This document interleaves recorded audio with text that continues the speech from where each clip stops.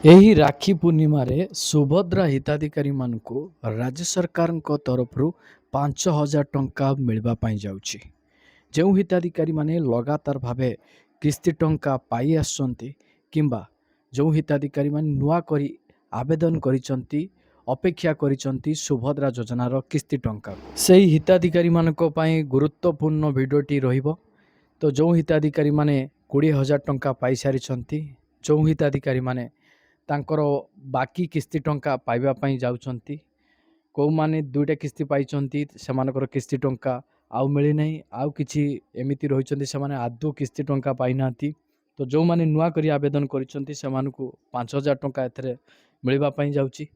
ତ ଆପଣମାନେ ଏହି ରାକ୍ଷୀ ପୂର୍ଣ୍ଣିମା ପୂର୍ବରୁ ଅର୍ଥାତ୍ 28 ତାରିଖ ପୂର୍ବରୁ ଆପଣମାନଙ୍କୁ କିଛିଟା କାର୍ଯ୍ୟ କରିବାର ଅଛି। ମୁଖ୍ୟତଃ 4ଟି କାମ ଆପଣମାନଙ୍କୁ କରିବାର ଅଛି। ତ ଏହି 4ଟି କାମ କ'ଣ ରହିଛି, ଆପଣମାନେ କେମିତି କରିବେ, ଏସବୁ ବିଷୟରେ ମୁଁ ଆପଣମାନଙ୍କୁ ଏହି ଭିଡ଼ିଓ ମାଧ୍ୟମରେ ବିସ୍ତାର ରୂପେ ଜଣାଇବି। ସେଥିପାଇଁ ଆପଣମାନେ ଭିଡ଼ିଓଟିକୁ ବିନା ସ୍କିପ୍ରେ ଶେଷ ପର୍ଯ୍ୟନ୍ତ ଦେଖନ୍ତୁ, ଯାହାଫଳରେ ଆପଣମାନେ ଡିଟେଲ୍ସ ଇନଫର୍ମେସନ୍ ପାଇପାରିବେ। ତ ଭିଡ଼ିଓଟିକୁ ଆରମ୍ଭ କରିବା ପୂର୍ବରୁ ଆପଣ ସମସ୍ତଙ୍କୁ କହି ରଖିବି, ଯେଉଁମାନେ ଏପର୍ଯ୍ୟନ୍ତ ଚ୍ୟାନେଲକୁ ସବସ୍କ୍ରାଇବ୍ କରିନାହାନ୍ତି ଆପଣମାନେ ଚ୍ୟାନେଲଟିକୁ ସବସ୍କ୍ରାଇବ୍ କରିଦିଅନ୍ତୁ, ଭିଡ଼ିଓକୁ ଗୋଟେ ଲାଇକ୍ କରିଦିଅନ୍ତୁ। ମୁଁ ଆପଣମାନଙ୍କୁ ଯେଉଁ 4ଟି ମୁଖ୍ୟ କାର୍ଯ୍ୟ କରିବା ପାଇଁ କହୁଛି, ଆପଣ ସେଇ କାର୍ଯ୍ୟ ଯଦି 28 ତାରିଖ ପୂର୍ବରୁ କରିନେବେ, ଟଙ୍କା ଆସିବାରେ ଆପଣମାନଙ୍କର କୌଣସି ଅସୁବିଧା ହେବ ନାହିଁ। ଯଦି ଆପଣମାନେ ଏହି କାର୍ଯ୍ୟ କରୁନାହାନ୍ତି, ସମସ୍ତଙ୍କର ଟଙ୍କା ରାକ୍ଷୀ ପୂର୍ଣ୍ଣିମାରେ ଆସିବେ, ଆପଣମାନେ ମନ ଦୁଃଖ କରିକି ବସୁଥିବେ। ତ ଆପଣମାନେ ଭିଡ଼ିଓଟିକୁ କାହିଁକି ଦେଖିବେନି? ତ ଭିଡ଼ିଓଟିକୁ ଶେଷ ପର୍ଯ୍ୟନ୍ତ ଦେଖିଲେ କେଉଁ କାର୍ଯ୍ୟ ଆପଣମାନଙ୍କୁ କୁହାଯାଉଛି କରିବା ପାଇଁ, ସେ କାର୍ଯ୍ୟଗୁଡ଼ିକୁ ଆପଣମାନେ କଲା ପରେ ଆପଣଙ୍କର ବି ବିନା ଅସୁବିଧାରେ ଆପଣମାନଙ୍କର ବ୍ୟାଙ୍କ ଖାତାକୁ ସୁଭଦ୍ରା ଯୋଜନାର 5ମ କିସ୍ତି ଟଙ୍କା ଆସିପାରିବ। କିଛି ହିତାଧିକାରୀମାନେ ସୁଭଦ୍ରା ଯୋଜନାର କିସ୍ତି ଟଙ୍କା ପାଇବା ପାଇଁ ଚାତକ ପକ୍ଷୀ ପରି ଚାହିଁ ବସିଛନ୍ତି। ଯାହା ବି ତାଙ୍କର ଆବଶ୍ୟକତା ରହିଛି ସେ ଆବଶ୍ୟକତା ମଧ୍ୟ ପୂରଣ କରିପାରିବେ, କିନ୍ତୁ ଏମିତି କିଛି ମହିଳା ରହିଛନ୍ତି ସେମାନେ ମଧ୍ୟ ଏହି 5,000 ଟଙ୍କାରେ ବିଜନେସ୍ ମଧ୍ୟ କରୁଛନ୍ତି, ଛୋଟ ମୋଟ ବିଜନେସ୍ କରୁଛନ୍ତି। କିନ୍ତୁ ଆଜିକା ଡେଟ୍ରେ ଯେଉଁମାନେ 50,000 70,000 ଟଙ୍କା କମାଉଛନ୍ତି ସେମାନେ ବିଜନେସ୍ କରିପାରୁନାହାନ୍ତି, କିନ୍ତୁ ସରକାରଙ୍କ ତରଫରୁ ଏହି 5,000 ଟଙ୍କାରେ କ'ଣ ବା ବିଜନେସ୍ ହେଇପାରିବ, କିନ୍ତୁ ଆପଣମାନଙ୍କର ଗୁରୁତ୍ୱପୂର୍ଣ୍ଣ କାର୍ଯ୍ୟରେ ହୁଏତ କାମରେ ଆସିପାରେ। ରାଜ୍ୟ ସରକାର ହିତାଧିକାରୀମାନଙ୍କ ବ୍ୟାଙ୍କ ଖାତାକୁ ସମୁଦାୟ 20,000 ଟଙ୍କା ପଠାଇଛନ୍ତି। ଏଥର ଆଉ 5,000 ଟଙ୍କା ସରକାର ଆପଣମାନଙ୍କ ବ୍ୟାଙ୍କ ଖାତାକୁ ପଠାଇବେ। ସମୁଦାୟ ଆପଣମାନଙ୍କର 25,000 ଟଙ୍କା ହେଇଯାଉଛି। ଯେଉଁ ହିତାଧିକାରୀମାନେ 25,000 ଟଙ୍କା ପାଇଲେ ସେମାନେ ଆଉ 25,000 ଟଙ୍କା ପର୍ଯ୍ୟନ୍ତ ସୁଭଦ୍ରା ଯୋଜନାର କିସ୍ତି ଟଙ୍କା ପାଇପାରିବେ। ମୁଖ୍ୟତଃ ଆପଣମାନେ ଏହି 4ଟି ଜିନିଷ ଚେକ୍ କରିବେ। ଏହି 4ଟି ଜିନିଷ କ'ଣ ରହିଛି, ଆପଣମାନେ କେମିତି ଚେକ୍ କରିବେ ନିଜର ମୋବାଇଲ ମାଧ୍ୟମରେ, ଆସନ୍ତୁ ଗୋଟେ ଚେକ୍ କରିବା। ସର୍ବପ୍ରଥମେ ଆପଣମାନଙ୍କର ଯେକୌଣସି ଗୋଟେ ମୋବାଇଲ ବ୍ରାଉଜରକୁ ଆସନ୍ତୁ, ଯେମିତିକା ଗୁଗଲ କ୍ରୋମ୍ ରହିଛି। ଆପଣମାନେ ଲେଖିବେ NPCIର ଅଫିସିଆଲି ୱେବସାଇଟ୍ ଲିଙ୍କ ଶୋ କରିବ। ଆପଣ ଏହି ଲିଙ୍କ ଉପରେ କ୍ଲିକ୍ କରିବେ। ଯେତେବେଳେ ଆପଣ ଏହି ଲିଙ୍କ ଉପରେ କ୍ଲିକ୍ କରିବେ ତ NPCI ଅଫିସିଆଲି ପେଜରେ ଆପଣମାନେ ପହଞ୍ଚିବେ। ଆପଣ ସମସ୍ତେ ଜାଣିଥିବେ ସରକାରଙ୍କ ତରଫରୁ ଏବେ DBT ମାଧ୍ୟମରେ ପ୍ରତ୍ୟେକ କିସ୍ତି ଟଙ୍କା ପ୍ରଦାନ କରାଯାଉଛି। ଯଦି ଆପଣମାନଙ୍କର DBT ନିଷ୍କ୍ରିୟ ରହିଥିବ ତାହେଲେ ଆପଣମାନେ କିସ୍ତି ଟଙ୍କା ପାଇପାରିବେ ନାହିଁ। ସର୍ବପ୍ରଥମେ ଏହି DBTକୁ ହିଁ ଆପଣ ଚେକ୍ କରିବେ। ତ ଏଠାରେ ଆପଣ 3 ଲାଇନ୍ ଦେଖିବାକୁ ପାଉଥିବେ, ଏହି 3 ଲାଇନ୍ ଅପସନ୍ ଉପରେ ଆପଣ କ୍ଲିକ୍ କରିବେ। ତାପରେ ଆପଣ କଷ୍ଟମର ଅପସନ୍ ଯେଉଁ ରହିଛି ଏହି କଷ୍ଟମର ଅପସନ୍ ଉପରେ କ୍ଲିକ୍ କରିବେ। ଯେତେବେଳେ ଆପଣ ଏହି କଷ୍ଟମର ଅପସନ୍ ଉପରେ କ୍ଲିକ୍ କରିବେ, ତାପରେ ଦେଖନ୍ତୁ ଏଠାରେ ଗୋଟେ ଅପସନ୍ ରହିଛି ଭାରତ ଆଧାର ସିଡିଂ ଏନାବୁଲ BASE। ତ ଆପଣ ଏହି ଅପସନ୍ ଉପରେ କ୍ଲିକ୍ କରନ୍ତୁ। ଯେତେବେଳେ ଆପଣ ଏହି ଅପସନ୍ ଉପରେ କ୍ଲିକ୍ କରିବେ ତ এইଭଳି ପେଜ୍ ଗୋଟେ ଓପନ୍ ହେଇକି ଆସିବ। ଦେଖନ୍ତୁ ପ୍ରୋସେସିଂ ନେଲା ପରେ ଗୋଟେ ପେଜ୍ ଓପନ୍ ହେଇକି ଆସିବ।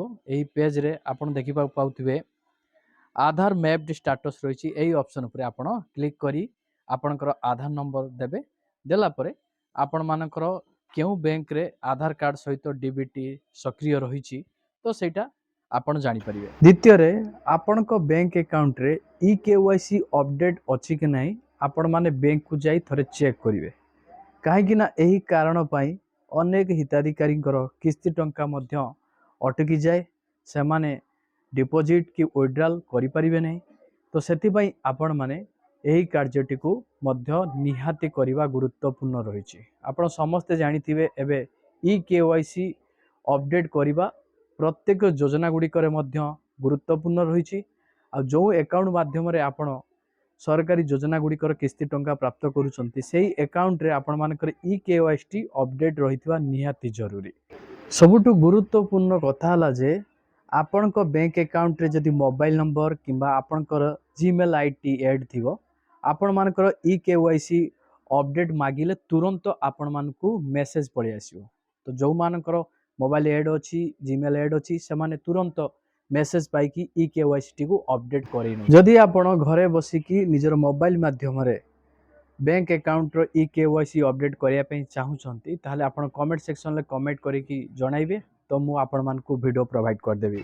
तृतीय रे आपण माने सुभद्रा योजनार ऑफिशियल वेबसाइट रे पहुँचला परे तो आपण माने आवेदन स्थिति ऑप्शन पर क्लिक करेंगे। जितेबाला आपण आवेदन स्थिति ऑप्शन पर क्लिक करेंगे तो एठारे गोटे नुआ सूचना आपन को प्रोवाइड करा जायछि। सूचनाटी कौन रही आपण मानकू देखाउछि। सूचना रही सुभद्रा योजनार स्वच्छाकृत भाव ओहरी जाइथिबा एवं प्राप्त सहायता राशि फेरस्त करने को इच्छुक हिताधिकारी माने एही निर्धारित अकाउंट रे राशि जमा करि पारिबे।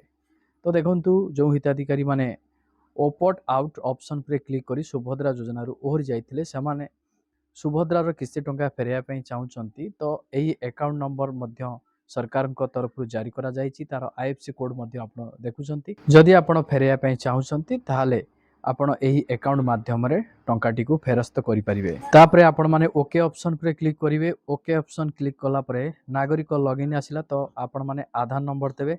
आधार नंबर टी को देला परे टर्म एंड कंडीशन पर क्लिक करी लॉगिन ऑप्शन पर क्लिक करेंगे। तो आपनकर आधार कार्ड रे जो मोबाइल नंबर टी लिंक थी से मोबाइल नंबर को ओटीपी जीवो। ओटीपी गला परे देखंतु एही बड़ी स्टेटस आपन को शो करिवो। देखंतु आपण मानकर ई-केवाईसी स्थिति कंप्लीट रहिछि। तापरे ई-केवाईसी प्रकार फिंगरप्रिंट रहिछि। स्वीकृति स्थिति अप्रूव्ड रहिछि। पेमेंट स्थिति आपण मानकर सक्सेसफुली रहिछि। तो एही बड़ी स्थिति जदि आपण मानकर परिलिखित होउछि ताहाले आपण माने टेंशन नबा नाही। सुभद्रा योजनार पंचम किस्ती टंका आपण माने प्राप्त करि परिबे।